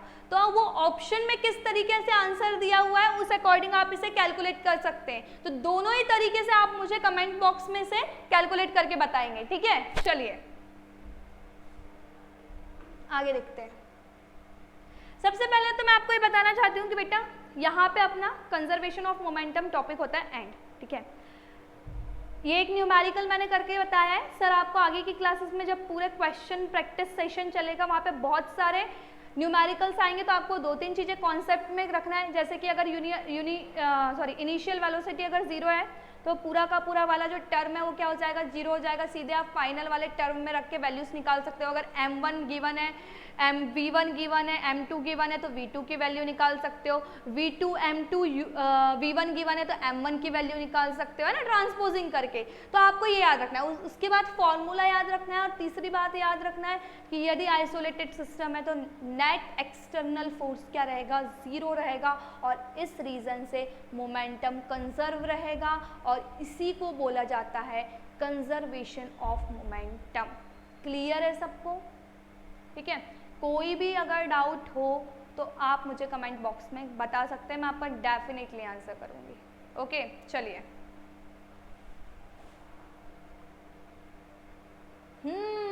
खतरनाक फ्रिक्शन, ठीक है। नेक्स्ट टॉपिक है अपना फ्रिक्शन।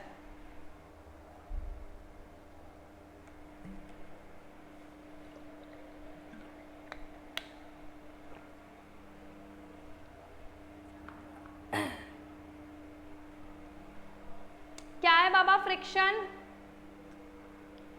किस किस को पता है फ्रिक्शन क्या होता है?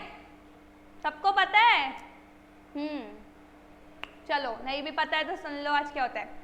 फ्रिक्शन मतलब होता है बेटा घर्षण। ये तो मैंने बताया था कल की क्लास में भी, है ना। फ्रिक्शन मतलब होता है घर्षण। क्या बोल रहा है? Friction is an opposing force that comes into play when one body actually moves or slides, rolls, even tries to move over the surface. इसके लिए मेरे को थोड़ी सी चीजों की जरूरत होगी।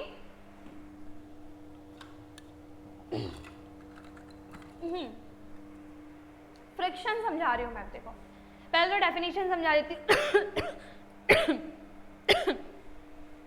Friction is an opposing force, एक एक वर्ड का मतलब समझा रही हूँ बेटा मैं आपको, ठीक है, तरीके से सुन लो और पेन कॉपी लेकर बैठ जाओ। इंग्लिश मीडियम वाले यहाँ से प्रॉपर नोट करते जाओ, हिंदी मीडियम वालों के लिए तो मैं पूरा बोल ही रही हूँ हिंदी में, है ना, तो बिल्कुल नोट डाउन करते हुए चलते जाओ।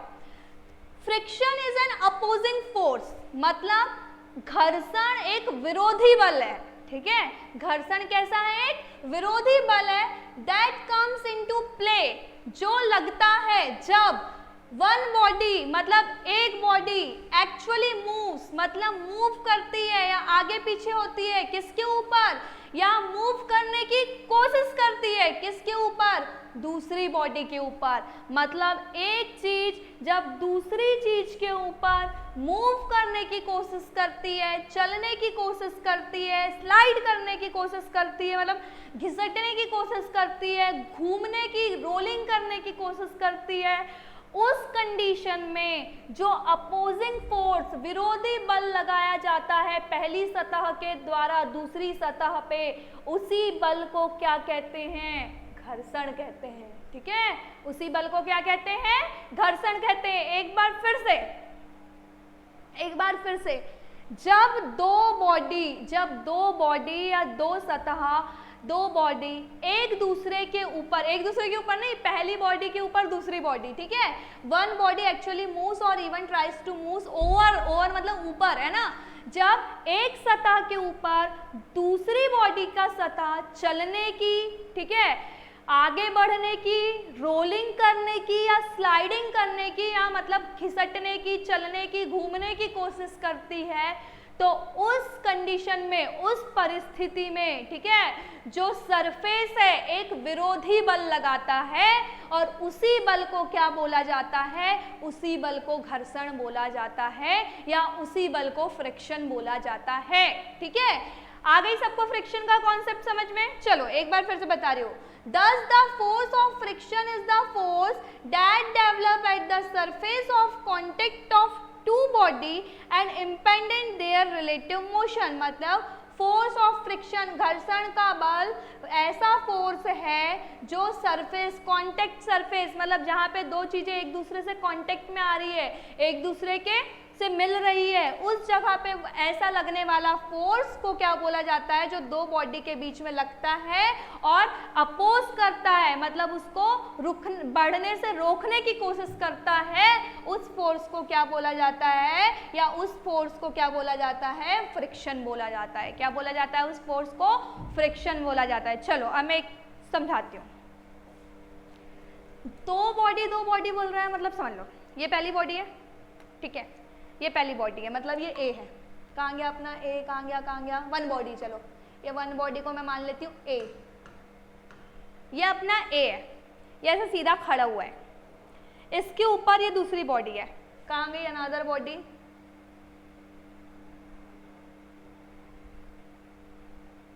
मूव ओवर द सरफेस, ये सरफेस है, अनदर बॉडी, सरफेस को मैंने अनदर बॉडी कंसिडर कर लिया बी, ये सरफेस है, ठीक है, अनदर बॉडी मतलब बी है, ये वन बॉडी मतलब ए है, ये इसके ऊपर क्या करने की कोशिश कर रही है, इसको ऐसा कर लेती हूँ मैं, चलने की कोशिश कर रही है, ठीक है, स्टेशनरी पोजीशन में चलने की कोशिश कर रही है, चल रही है, घिसट रही है ये, या फिर ऐसे ऐसे ऐसे ऐसे ऐसे ऐसे क्या कर रही है, रोल कर रही है।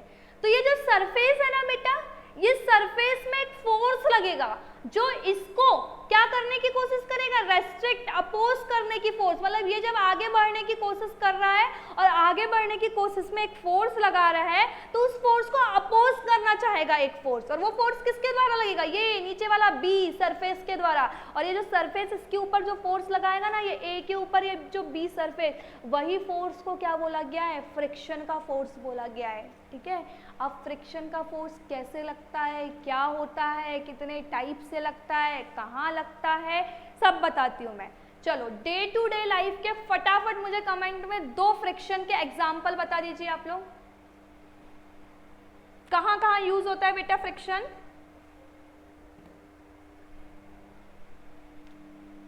सब जरूर से कमेंट करेंगे ma'am we are able to walk in a road, ठीक है मैम हम रोड पे चल पाते हैं या हम कहीं पे भी चल पाते हैं, किस कारण से? फ्रिक्शन के कारण से, ठीक है ये तो मुझे पता है। और बताओ।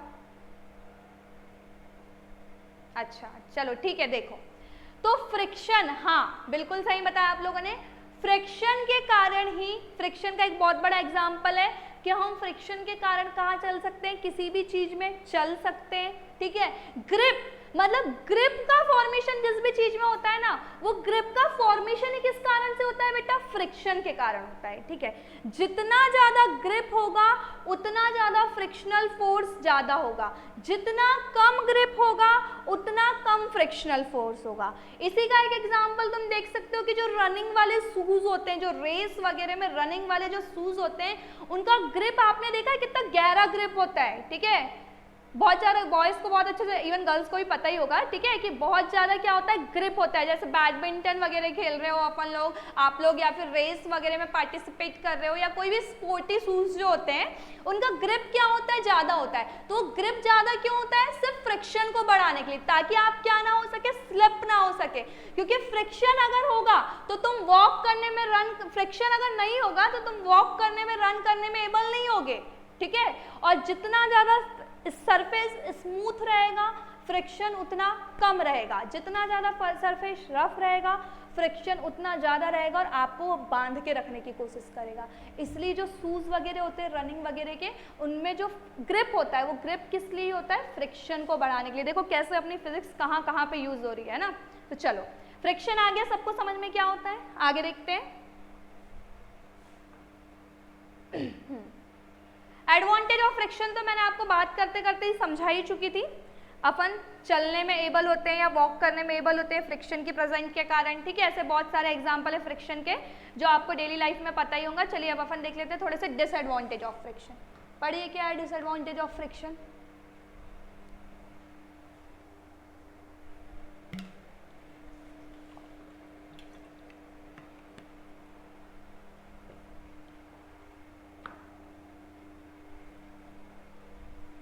क्लास लंबी चलने वाली है आज, बिल्कुल न्यूटन्स के लॉ ऑफ मोशन की थ्योरीज कंप्लीट करना है अपने को, ठीक है, लगभग पूरी जितना हो सके। चलो, फ्रिक्शन प्रोड्यूस हीट। पहला तो क्या है कि जो फ्रिक्शन है, ठीक है, घर्षण है, वो क्या प्रोड्यूस करता है बेटा? हीट प्रोड्यूस करता है। ये इसका एक डिसएडवांटेज है, जिसके कारण शॉर्ट सर्किट्स नहीं बोल सकती, बर्निंग ऑफ लुब्रिकेंट्स होता है, जिसके कारण बहुत सारी चीज़ों में घिसन की क्रिया होती है। देखो सीधा सा कॉन्सेप्ट है, अगर दो रफ चीज़ें है ना, वो एक दूसरे के ऊपर घसीटा जाएगा, बार बार बार बार बार बार घसीटेंगे, तो उसके क्या रहेंगे? टकराएगी एक दूसरे से, तो क्या प्रोड्यूस होगी? हीट प्रोड्यूस होगी। तुम चाहो तो ये पाम को रब करके देख सकते हो, ठीक है। यहाँ पे जो सरफेस में ब्लॉकेज थे, इस हैंड के सरफेस में जो ब्लॉकेज थे, वो एक दूसरे से reconnect connect reconnect connect reconnect connect हो रहे हैं, और इसके कारण इसमें क्या प्रोड्यूस हो रही है? हीट हो रही है। तो जो हीट का प्रोडक्शन होता है वो एक डिसएडवांटेज है काय का? फ्रिक्शन का, कि बहुत सारी जो मैकेनिकल चीज होती है उसमें फ्रिक्शन के कारण क्या प्रोड्यूस होता है? हीट प्रोड्यूस होता है, जिससे मशीनरीज क्या हो सकती है? खराब हो सकती है ना। दूसरा डिसएडवांटेज है friction wears out the rubbing surface, ठीक है। फ्रिक्शन के कारण चीजें क्या होती है? घिस जाती हैं, रब हो जाती है, मतलब घिस जाती है, ठीक है। तीसरा क्या है? Friction produce noise. फ्रिक्शन के कारण आवाजें आती हैं, जब कोई चीज एक दूसरे से टकराएगी जम जम के, तो बहुत ही एक मतलब अजीब सा साउंड, ठीक है, जो एकदम पेनेट्रेटिंग साउंड होता है ना, कान को जो बिल्कुल चुभने वाला साउंड बोल सकते हो, उस टाइम का साउंड भी किसके कारण प्रोड्यूस होता है? फ्रिक्शन के कारण प्रोड्यूस होता है। तो advantage and disadvantage of frictions थे, आप लोग को नोट डाउन करना है तो आप कर सकते हैं। 2 मिनट होल्ड कर रही हूँ मैं।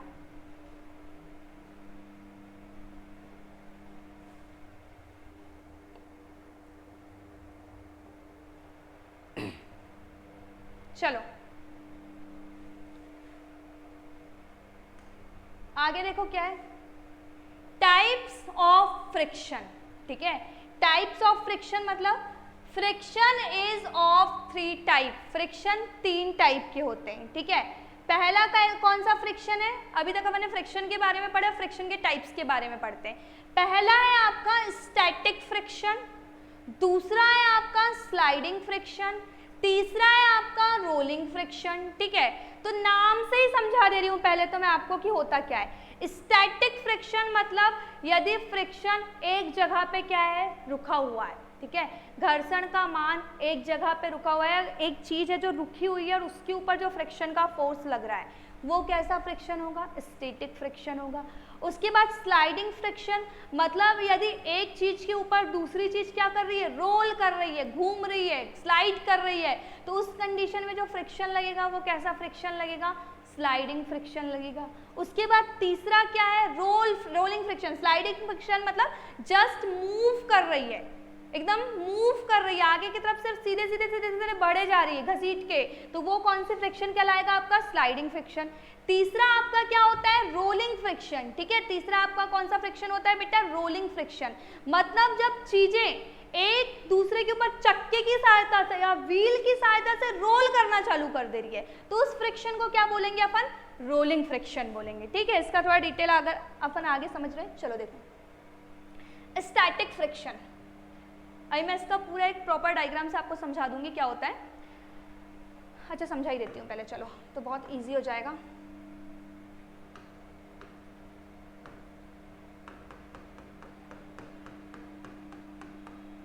ये एक बॉक्स है एम, ठीक है, यहां पे बेटा फ्रिक्शन लग रहा है। ठीक है, एम पे क्या लग रहा है? फ्रिक्शन। एम बोलता है मेरे को आगे बढ़ाना है, तो एम जो है वो इस पे सरफेस पे एक फोर्स लगाएगा। ठीक है, सरफेस पे एक फोर्स लगाएगा और सरफेस के पास फ्रिक्शन फोर्स है, तो फोर्स जो है इसको आगे बढ़ने से रोकेगा। यहाँ पे भी कुछ ना कुछ अमाउंट में फ्रिक्शन लग रहा है, लेकिन अभी ये जो बॉक्स है ये रुका हुआ है, मूव कर पा रहा है क्या? नहीं कर पा रहा है, तो इधर पे लग गया है तुम्हारा स्टैटिक फ्रिक्शन। इधर पे क्या लग गया है बेटा तुम्हारा? Static friction.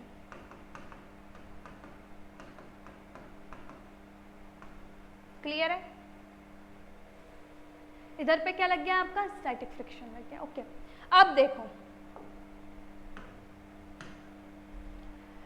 ये बोला कि भाई अब मैं इस पे 4 न्यूटन का फोर्स लगाऊंगा। ठीक है, ये बोला कि अब मैं इस बॉक्स पे 4 न्यूटन का फोर्स लगाऊंगा, तो ये फ्रिक्शन बोलता है भाई मैं भी 4 न्यूटन का फोर्स लगा देता हूं तेरे को, तू रुके रहे यहाँ पे, कोई जरूरत नहीं भागने की। ठीक है, इसने लगा दिया इसको 4 न्यूटन का फोर्स, अब भी ये रुका ही का रुका है, यहाँ पे भी स्टैटिक फ्रिक्शन लग रहा है। ठीक है, अब बोलती है बॉडी में तेरे ऊपर 10 न्यूटन का फोर्स लगाऊंगी, तो ये फ्रिक्शन बोलता है भाई मेरी तो इतनी लिमिट नहीं है, इतना मैं तो नहीं लगा सकता, एक काम कर तू चलना चालू कर दे। तो ये बॉक्स जो है ये डिस्प्लेस होके आ गया यहाँ तक। ठीक है, और ये चले जा रहा है, चले जा रहा है, चले जा रहा है। ठीक है, लेकिन चले जा रहा है तो यहाँ फ्रिक्शन खत्म हो गया क्या? नहीं, यहाँ पे भी फ्रिक्शन लग रहा है लेकिन कम लग रहा है। ठीक है, इसलिए ये किस कंडीशन में आ गया? मूविंग कंडीशन में आ गया। किस कंडीशन में आ गया? मूविंग कंडीशन पे आ गया। और मूविंग कंडीशन में आ गया मतलब यहाँ पे अब कौन सा फ्रिक्शन लग रहा है बेटा? स्लाइडिंग फ्रिक्शन लग रहा है।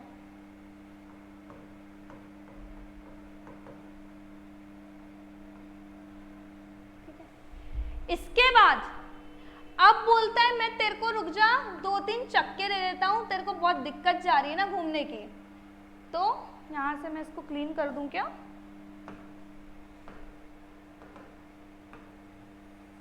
ऊपर लिख दूंगी, है ना, यहाँ पे मेरे को अभी कुछ बनाना है क्योंकि ये स्लाइडिंग फ्रिक्शन। अब ये बोलता है रुक जा, मैं यहाँ पे तेरे लिए व्हील लगा लेता हूं ताकि तू इजीली चले जा। अब व्हील लगाने से क्या हुआ बेटा? ये जो ग्रिप थी देखो, यहाँ पे सरफेस की ग्रिप छूट गई, यहाँ छूट गई, यहाँ छूट गई, यहाँ छूट गई, ग्रिप जो थी वो कम हो गई, मतलब चीज जो थी ये रोलिंग वाली है और इजीली मूव होने लगी। ठीक है, यहाँ पे कौन सा फ्रिक्शन लग गया आपका? जब चक्के लग गए तो या चाक लग गए तो रोलिंग फ्रिक्शन लग गया। कौन सा फ्रिक्शन लग गया? रोलिंग फ्रिक्शन लग गया। ठीक है, तो आई बात समझ में। जब मूवमेंट तो कर रहा था, लेकिन अब तुम बताओ अगर एक चीज जो एकदम स्थिर है, एक के ऊपर एक, तो बिल्कुल इधर की ग्रिप से पकड़ी हुई तो एकदम चिपक के, फ्रिक्शन ज्यादा होगा। जब इसी के ऊपर मैं धीरे धीरे इस चीज को घुमा रही हूँ तो कहीं ना कहीं फ्रिक्शन की ग्रिप जो है वो कमजोर पड़ने लगेगी, फ्रिक्शन थोड़ा कम हो जाएगा। उसके बाद जब यहाँ पे ये चक्के लग गए तो फ्रिक्शन की वैल्यू तो और कम हो जाएगी। मतलब क्या समझ में आया कि सबसे ज्यादा फ्रिक्शन फोर्स किधर पे लगता है? स्टैटिक पे। उसके बाद कहाँ लगता है? स्लाइडिंग पे। उसके बाद कहाँ लगता है? रोलिंग पे। इतना कॉन्सेप्ट हुआ बेटा आप लोग को क्लियर? ठीक है, चलो अब अपन आते हैं टॉपिक पे। एक जनरल आइडिया ले लिया अपन ने फ्रिक्शन का, है ना। चलो, कहाँ टाइप ऑफ इनर्शिया आ गया यार अपना। ठीक है, static function.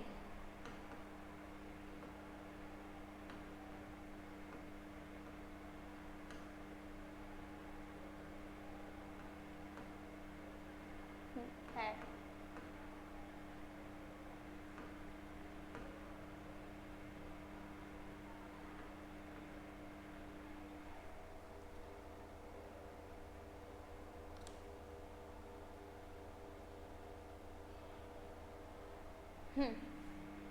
the maximum frictional force present between any two objects just tends to move or slip over the surface of the other object is called static friction। मतलब ऐसा force या ऐसा frictional force जब कोई body static position में, मतलब स्थिर अवस्था में रहती है, उस अवस्था में जो सरफेस उसके ऊपर उसको स्थिर अवस्था में रखने के लिए फोर्स लगाता है, उस फोर्स को क्या बोला जाता है? स्टैटिक फोर्सन या स्थैतिक घर्षण। स्थैतिक, हिंदी में स्थैतिक घर्षण बोला जाता है। ठीक है, static friction is a kind of starting friction because an object just tend to start moving, it does not actually move। static friction जब लगता है उस कंडीशन में, या static friction वो फ्रिक्शन होता है, उस प्रकार का फ्रिक्शन होता है जब कोई चीज जस्ट मूव करने की या जस्ट आगे बढ़ने की क्या करती है? कोशिश करती है, लेकिन वो आगे बढ़ नहीं पाती है। ठीक है, सिर्फ आगे बढ़ने की क्या करती है? कोशिश कर पाती है, आगे नहीं बढ़ पाती है। उस कंडीशन में जो फोर्स लगता है वो क्या कहलाता है? आपका स्टैटिक फ्रिक्शन कहलाता है। ठीक है, आगे देखो, the object remain static in this case. और जिस कंडीशन में स्टैटिक फ्रिक्शन लगता है उस कंडीशन में चीज स्टैटिक रहती है, मतलब अपनी जगह से डिस्प्लेस नहीं होती है, अपनी ही जगह में रहती है। उसके बाद we can demonstrate the static friction between a wooden block and a tabletop performing activities as follows। अब यहाँ पे एक्टिविटी दी हुई है, तो आपको मैंने अभी तो थोड़ी देर पहले वुड का एग्जांपल करके बताया ना कि कैसे स्टैटिक फ्रिक्शन में ये भी इधर से फोर्स लगा रहा है, ये भी इधर से फोर्स लगा रहा है, तो वो चीज पहले मूव करना स्टार्ट नहीं हुई थी तो वो स्टैटिक फ्रिक्शन था। फिर कैसे वो स्लाइड करी तो स्लाइडिंग फ्रिक्शन, फिर कैसे वो रोल करी तो रोलिंग फ्रिक्शन, वही वाला एग्जाम्पल की बात कर रहा है। ठीक है, इसके बाद from the above discussion we conclude that the force required to overcome friction at instant of an object just tend to start moving from rest is measure of static friction। मतलब जब कोई ऑब्जेक्ट तैयारी बस करता है move करने की, लेकिन मूव नहीं कर पाता है, उस समय पे जितना फ्रिक्शन का मान होता है या उस समय पे जो बल लगता है, वही जो बल है क्या कहलाता है? स्टैटिक फ्रिक्शन कहलाता है। तो क्या सभी को कॉन्सेप्ट क्लियर हुआ? स्टैटिक फ्रिक्शन का हुआ क्लियर?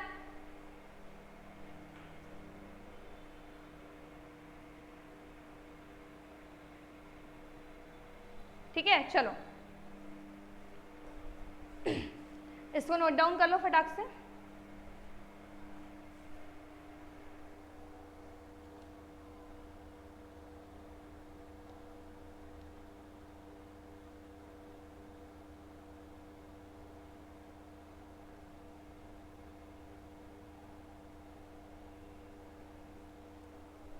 चलो आगे देखो,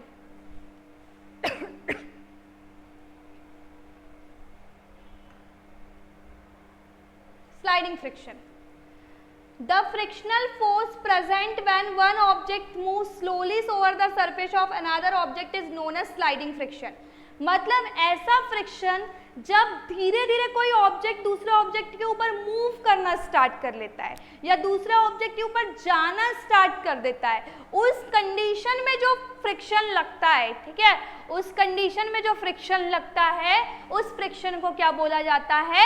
स्लाइडिंग फ्रिक्शन बोला जाता है। मतलब एक परिस्थिति के ऊपर दूसरी परिस्थिति में जब कोई फोर्स चलना चालू कर देता है तो उस फोर्स को क्या बोला जाता है? Frictional force. मतलब यदि एक ब्लॉक था उस पे जस्ट अभी मैंने जब ज़्यादा फोर्स लगाया है उस टाइम पे जस्ट अभी अभी क्या होना चालू किया है? वो ऑब्जेक्ट मूव करना, चलना चालू हुआ है और उस समय पे जो फ्रिक्शन लगता है उस फ्रिक्शन को क्या बोला जाता है? स्लाइडिंग फ्रिक्शन बोला जाता है। मैंने डायग्राम में भी समझाया हुआ है। Thus sliding friction comes into play when object is sliding। मतलब स्लाइडिंग फ्रिक्शन कब लगता है? जब चीजें धीरे धीरे घिसटने चालू हो जाती है, धीरे धीरे क्या करना चालू कर देती है? मूव करना, आगे की तरफ बढ़ना चालू कर देती है, ठीक है। उस समय पे कौन सा फ्रिक्शन लगता है? स्लाइडिंग फ्रिक्शन लगता है। आगे देखिए, Why sliding friction is smaller than static friction? Sliding friction static friction से क्या होता है? कम होता है। तो सीधी सी बात है बेटा कि जैसे कि when an object has already started moving, the irregularities on its surface do not get enough time to lock into the irregularities surface on the another object of the complex। देखो ये एक सब्जेक्ट था, मैंने इसका example बताई थी। अभी यहाँ पे भी ग्रिप है, इसमें इसके सरफेस में भी ग्रिप है, इसके सरफेस में भी ग्रिप है, दोनों एक दूसरे के ऊपर जमे हुए हैं स्टैटिक फ्रिक्शन में। तो एकदम ग्रिप ने एक दूसरे को पकड़ लिया है तो फ्रिक्शन कैसा हुआ? ज़्यादा हुआ। लेकिन अगर ये इस पर चल रहा है चलते जा रहा है, चलते जा रहा है, चलते जा रहा है, तो ग्रिप के पास इतना टाइम है क्या कि वो एक दूसरे को बिल्कुल एकदम टाइटली इरेगुलरिटीज को, मतलब जो असमतलता है उसको एकदम टाइटली पकड़ के रख सकते हैं? उतना टाइम नहीं है ना उसके पास, नहीं है। इसलिए यहाँ पे क्या है? स्लाइडिंग फ्रिक्शन की जो वैल्यू है वो स्टैटिक फ्रिक्शन से क्या होती है? कम होती है। मतलब स्लाइडिंग फ्रिक्शन स्टैटिक फ्रिक्शन से क्या होता है? कम होता है। Since the interlocking of to surfaces less, क्योंकि दोनों चीज एक दूसरे को क्या करके नहीं रख पाती है? इंटरलॉक करके नहीं रख पाती है। आई बात समझ में? लो इसका स्क्रीनशॉट फटाक से। चलो, rolling friction, When an object, जब कोई वस्तु rolls over the another object, दूसरी ऑब्जेक्ट के ऊपर रोल करती है तो इसे क्या बोला जाता है? Rolling friction. मतलब चके, अब यहाँ पे व्हील का कॉन्सेप्ट आ गया, ठीक है, चकों का कॉन्सेप्ट आ गया कि जब एक ऑब्जेक्ट दूसरे ऑब्जेक्ट के ऊपर गोल गोल गोल गोल गोल गोल गोल गोल क्या करती है? रोल कर रही है। तो रोल करने के बाद भी जो सरफेस फ्रिक्शन अपोज कर रही है, जो फोर्स अपोज कर रही है, उस फ्रिक्शन को क्या बोला जाता है? रोलिंग फ्रिक्शन बोला जाता है। It is always easier to roll than to slide on an object another object. मतलब रोल करने में फ्रिक्शन की वैल्यू और क्या हो जाती है? कम हो जाती है, जिसी के कारण अब देखो चके हैं तो सीधी सी बात है, गैप गैप गैप छूटते जाएगा चकों के बीच में, गोल गोल गोल, यहाँ गैप यहाँ गैप यहाँ गैप, है ना। तो गैप छूटते जाएगा मतलब फ्रिक्शन की वैल्यू क्या हो जाएगी बेटा? ऑटोमेटिकली और कम हो जाएगी, ठीक है। इसलिए आपने देखा होगा, आप सुपरमार्केट वगैरह में कहीं पे गया होगा, आपके पास कम सामान है तो आप बास्केट लेते, ज़्यादा सामान है तो आप ट्रॉली लेते। क्यों? ट्रॉली को मूव करना क्या होता है? ईजी होता है। किस कारण से होता है? क्योंकि उसमें चके लगे हुए होते हैं। मतलब वहाँ कौन सा काम कर रहा है? रोलिंग फ्रिक्शन काम कर रहा है। और वो रोलिंग फ्रिक्शन के कारण ही क्या होता है कि ये जो चीज़ें हैं वो इजीली मूव कर पाती है। मतलब तीनों फ्रिक्शन से अब आपको ये कंक्लूजन निकल गया कि सबसे कम फ्रिक्शन किस में लगता है? फ्रिक्शनल फोर्स, रोलिंग फ्रिक्शनल में। उससे कम, उससे ज़्यादा थोड़ा सा स्लाइडिंग में और सबसे ज़्यादा स्टैटिक में, ठीक है। So rolling friction is much less than sliding friction. मतलब रोलिंग फ्रिक्शन स्लाइडिंग फ्रिक्शन से बहुत कम होता है। दस रोलिंग रिड्यूस फंक्शन, इससे अपन ये कंक्लूजन निकाल सकते हैं कि किसी भी चीज़ में अगर तुम चकों को लगा दो तो वो चीज़ क्या हो सकती है? ईजिली रोल कर सकती है, क्योंकि वहाँ पर फ्रिक्शन क्या हो जाता है? कम हो जाता है। आ गया सबको फ्रिक्शन का कॉन्सेप्ट समझ में? चलो,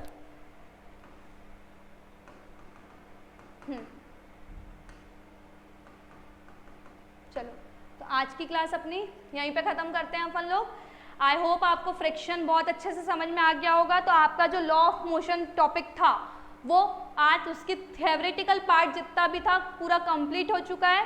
कल मैं आपके लिए पूरे टॉपिक के मिक्सअप क्वेश्चंस लेके आऊँगी, चाहे वो फ्रिक्शन से रिलेटेड हो, चाहे वो कंजर्वेशन ऑफ मोमेंटम से रिलेटेड हो, चाहे वो टेंशन से रिलेटेड हो, स्प्रिंग से रिलेटेड हो, मतलब टेंशन स्प्रिंग एक टाइप का, और हाँ फ्री बॉडी डायग्राम से रिलेटेड, कल फ्री बॉडी डायग्राम क्या होते हैं ये भी मैं आपको समझाऊंगी, उससे रिलेटेड क्वेश्चंस करेंगे, Newton first law, second law, third law, मतलब पूरे इस चैप्टर से जितने भी क्वेश्चंस आ सकते हैं, ठीक है, उन क्वेश्चंस की सीरीज अपन कल डिस्कस करेंगे। तो कल की सीरीज आने से पहले और कल का क्लास आने से पहले आप आज और कल की क्लास में जितना भी पढ़े हैं उसमें एक तरीके से प्रॉपर रिवीजन कर लीजिए, ताकि आपके कॉन्सेप्ट पूरे क्लियर रह सकें और आपको कल की क्लासेस के क्वेश्चन समझने में बिल्कुल भी प्रॉब्लम नहीं आएंगे। Thank you so much and have a nice day. Okay.